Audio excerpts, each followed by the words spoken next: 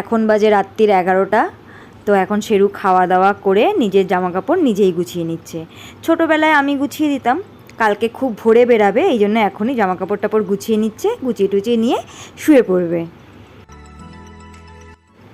এখন বাজে সকাল 4:30, আমি উঠে পড়েছি। এদিকে চলো দেখো কতটা অন্ধকার, কারণ বলেছিলাম না শেরু আজকে সকালে বেরাবে, কালকে জামা কাপড় গুছিয়েছে। এদিকে এখনও শেরু ঘুম থেকে ওঠেনি, ওকে চলো আগে ওঠাই।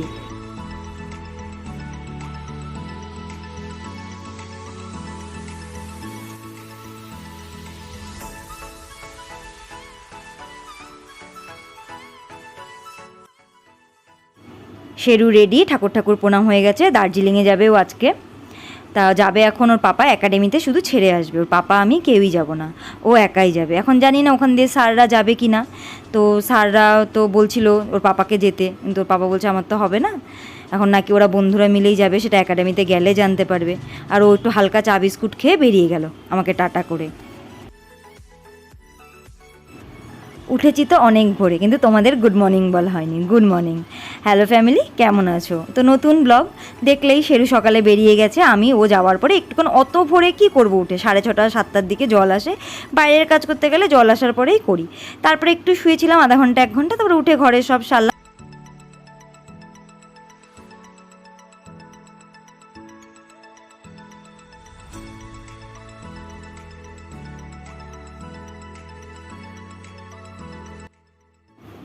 তা আশিস বললো এখন একটু চা দাও। হ্যাঁ, ও এসে একটু শুয়েছিল, অত ভোরে উঠেছিল তো, তা বললো একটু শুই, ওরও ক্লান্তি লাগছিল।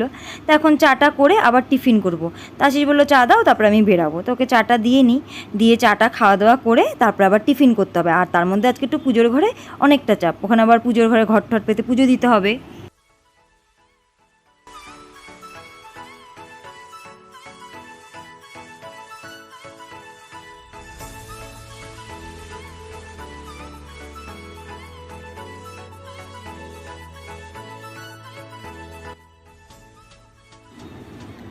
আজকে ঠাকুর ঘরে ঘট পাতা থাকে, নিয়ম থাকে যে ঘট মেজে নতুন, মানে ঘরটাকে মেজে ধুয়ে তারপরে নতুন করে পাতা। লক্ষ্মীবার, তো লক্ষ্মীবারে ঘট পাততে হয়, তো এটা সবার বাড়িতেই থাকে, আমার বাড়িতে না। আর আমি লক্ষ্মী পুজোয় ঘট পাততে না খুব, মানে পুজো দিতে খুব ভালো লাগে, পাঁচালি পরে পুজো দিতে।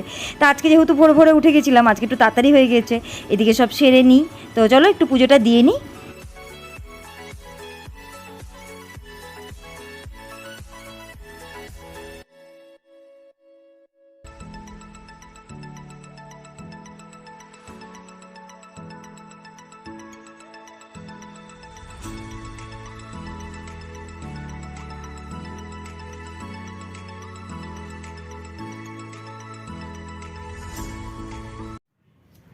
তো পুজো শেষ, পুজো দিয়েই তো জানো রান্নাঘরে আসতে হয়। রান্নাঘরে চলে এসেছি, আজকে করব ডিম, ডিমের অমলেট দিয়ে ঝোল, আর করব ভেন্ডি দিয়ে একটা পেঁয়াজ দিয়ে মাখা, আর একটু পটলের যে চোচা হয় ওটা বাটা। ব্যাস, এটা দিয়ে আজকে হয়ে যাবে, রাত্রে লাগলে রাত্রে দেখা যাবে।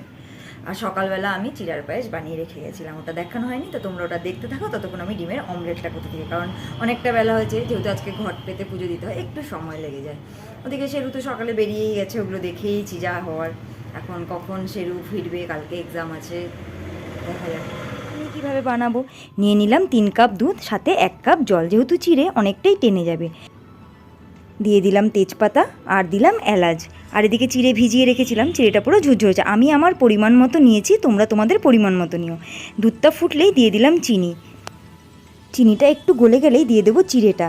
চিনিটা কিন্তু বেশি দিতে হবে, যেহেতু চিড়ের কোনো স্বাদ নেই, তো ওই চিনিতেই মিষ্টিটা বাড়াতে হবে।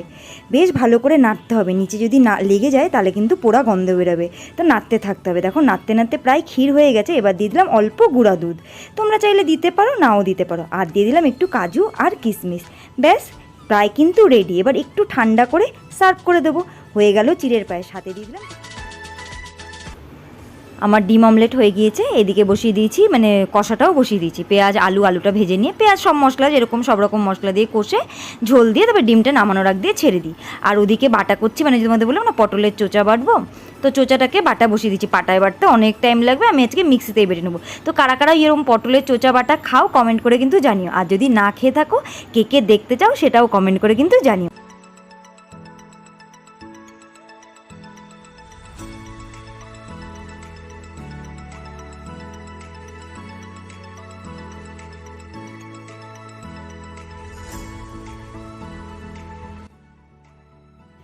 আমার রান্না রেডি, ওদিকে ডিমের ঝোল হয়ে গিয়েছে, আর কালকের একটু ডাল ছিল ওটা গরম করে দিলাম। আর ওই যে পটলের চোচাটা রসুন কালো জিরে দিয়ে বেটে ভাজা ভাজা করি, কাঁচা লঙ্কা দিয়ে একটু ঝাল ঝাল করে, আর এদিকে যে ভেন্ডি পেঁয়াজ দিয়ে মাখা মাখা। দুপুরের পরে আর দেখা হয়নি। হ্যাঁ মানে আশিস তাড়াতাড়ি খেতে আসলো, ওকে খেতে টেতে দিলাম, দিয়ে একটুখানি শুলাম। আমার আজকে পেটটা ব্যথা ব্যথা করছিলো, মানে গ্যাস হয়ে গেছিলো মনে হয়, তবে একটু শুলাম। এখন এই যে কাপড় চোপড় গুছাচ্ছি। আর আজকে হলো তোমরা দেখেই বুঝতে পারছো আমার একটু মনটা খারাপ। মনটা খারাপ কেন, পার্লারে দেখছো কদিন ধরে আমার পার্লারে সেরকম ভিড় নেই। মানে কাজের চাপ থাকলেও পার্লার করলে ওটা ঠিক আছে, মানে কাজ না থাকলে তো কারোরই ভালো লাগে না। তো কদিন ধরে দেখছি পার্লারে একটু ভিড়টা কম, এখন বিয়ের সিজন, এখন যদি ভিড় না হয়, আর এত পার্লার হয়ে গিয়েছে তো এখানে কখনো কখনো বেশ ভালোই টুকটাক করে কাজ হয়, কখনো কোনো কাজ থাকেই না। সেদিন মনটা খারাপ লাগে, কদিন ধরে শুধু রান্নাঘর আর ঘরই করছি, পার্লারে কোনো যেতে পারছি না। এদিকে শেরুর কালকে এক্সাম আছে, কি জানি আজকে যদি না ফিরতে পারে সেটাও একটু টেনশন হচ্ছে। যাই হোক, এখন চলো কাপড়গুলো গুছাই, বাদ বাকি আবার রান্নাঘরে একটু ঢুকতে হবে, রাতের একটু কিছু রান্না করতে হবে।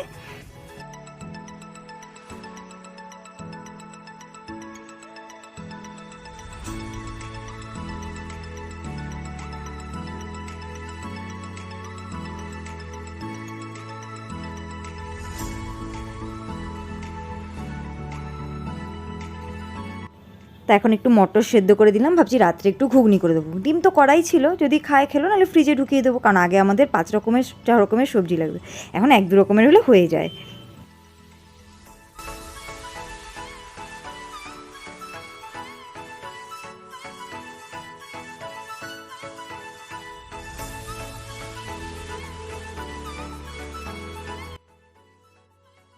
আজ তো স্কুল যায়নি, যেহেতু ক্রিকেট খেলতে দার্জিলিং গেছে।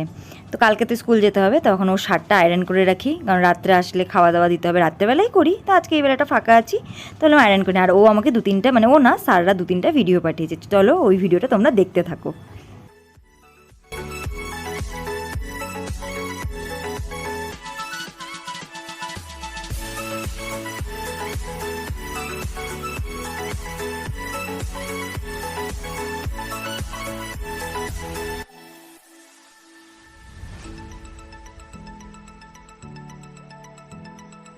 সেওরা দার্জিলিংয়ে পৌঁছে গেছে, আর স্যার একটু ছোটো ছোটো ক্লিপ তুলেছে।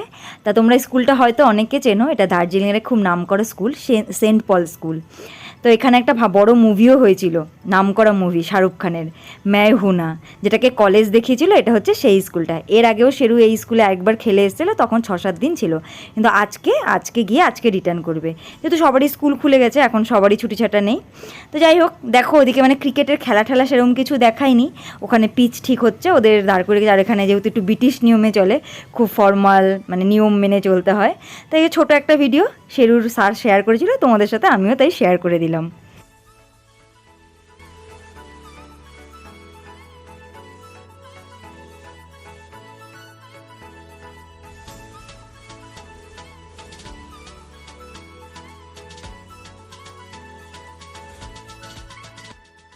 তো এখন রাত্রেবেলা যে বললাম আমি ঘুগনি করব, ঘুগনি করতে চলে এসেছি। এখানে একটু আলু আর রসুনটাকে একটু ভাজা ভাজা করে, তারপরে পেঁয়াজ আর টমেটোগুলো দিয়ে দিলাম, দিয়ে এটা ভাজা হলে তারপরে যে মশলা দিয়ে কষে নেবো, মানে একদম নর্মালভাবে আমি ঘুগনি বানাই, মশলা দিয়ে কষা হয়ে গেলে তারপরে ঘুগনি মানে যেটা সেদ্ধ করে রেখেছি ওটা ঢেলে দেবো।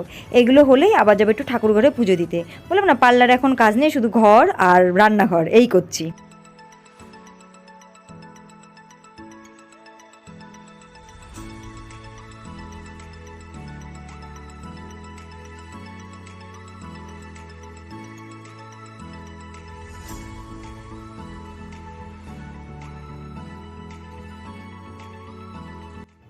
এখন প্রায় 9টা মতো বাজে, আর বরমশাই চলে গেছে শেরুকে আনতে। তা আমি ভাবছিলাম মনে হয় 12টা-1টাই বাজবে নাকি, কারণ অত বেলায় ওই ভিডিওটা আমাকে পাঠিয়েছে। তা আগেই মনে হয় খেলা হয়ে গিয়েছিল, পরে ভিডিওটা পাঠিয়েছে, তখন তো খেলার কিছু দেখায়নি। যাই হোক, এখন শেরু তার মানে তাড়াতাড়ি চলে আসবে, 9:30টার মধ্যে হয়তো ওরা ঢুকে যাবে।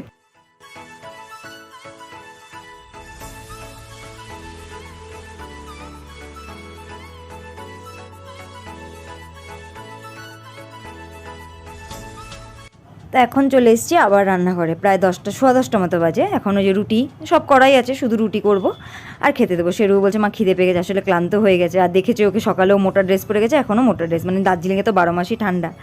তো এসে গরম ঠরম অস্থির লেগে গেছে, ফ্যান ট্যান দিয়ে বলছে মা তাড়াতাড়ি খেতে দাও, আমার না খিদে পেয়েছে, আর ঘুমও পাচ্ছে। জার্নি করেছে এই সকালে গিয়ে, মানে ওই দিন ফেরাটা একটু জার্নি হয়, তারপরে খেলেছে, তো একটু ক্লান্তি লাগছে। তো ওকে খেতে দিয়ে দিই। তো আজকের ভিডিও এখানে শেষ করা যায়। গুড নাইট, দেখা হচ্ছে নেক্সট ভিডিওতে। ভালো লাগলে অবশ্যই লাইক শেয়ার কমেন্ট সাবস্ক্রাইব করো।